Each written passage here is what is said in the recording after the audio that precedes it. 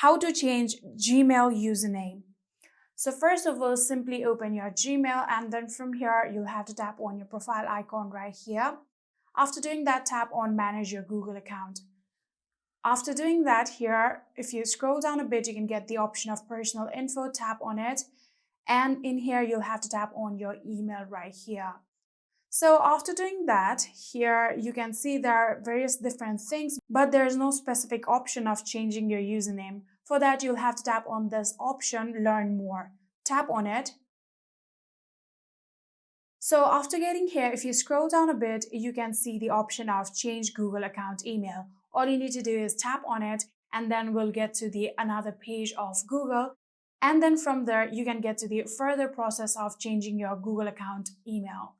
And yeah, that is it. I hope this video was helpful to you guys. If it was, please do not forget to hit that subscribe button and like our video. Thank you so much for watching. See you in the next.